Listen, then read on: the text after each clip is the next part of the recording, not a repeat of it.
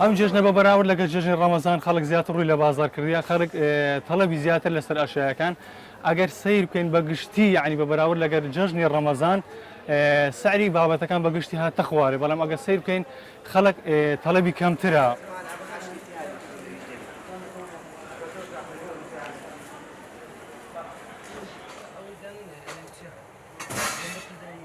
لەگەر ماڵەوە هاتیونە بۆ کڕینی چەرەزات و ئەو تشتانەی پێویستی لە بۆ جەژن جەژن بە خۆی خۆشی و شادی و کامەرانیە.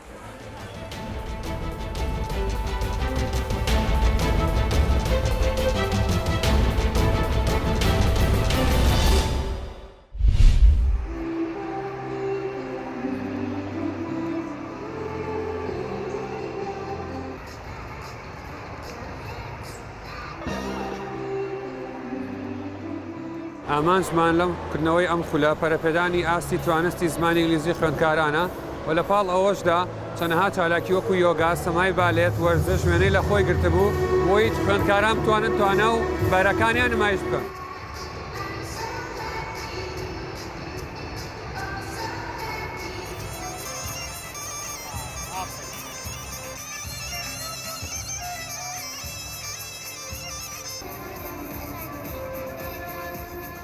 بەڕاستی زۆر گرنگە بۆ من خاستەتەن کە کوڕەکەم ملاحەزە یەکەم فێری خوێندنەوە بووە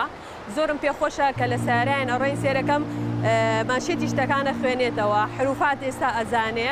زۆر لێیان ڕازیم مامۆستاکان دەستیان خۆش بێ و زۆر سەرکەوتوو بن مناڵەکەم زۆر ئیسفادی لێ کردووە لە گۆرانی وتنە تۆزێ معقد بوو کوڕەکەم ئێستا کراوەتەوە پێی خۆشە هەموو ڕۆژە بچێ بۆ دەوام ئێستا کە دەورەکە تەواوی زۆری پێ ناخۆشە ینی خەپە دەخۆ.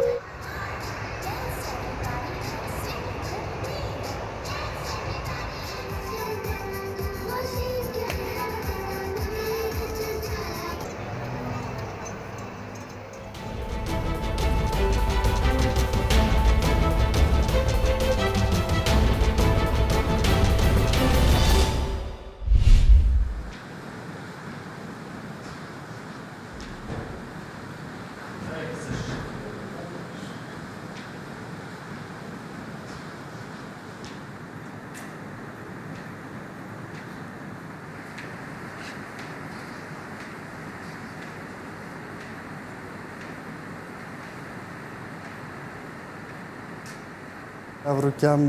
وەک چەند پێشمەرگەک مەسەرەدۆنەوە vêra kiriye vê mînûmenta barzaniyê fêlkirî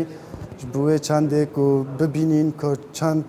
zulm û zûrdarî li van kesa hatiye kirin û çi dirindane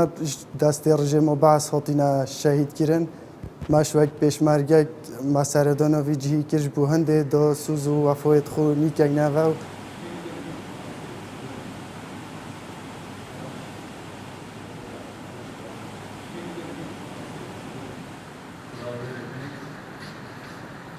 مەبەستمان لەم مینومنتە لەم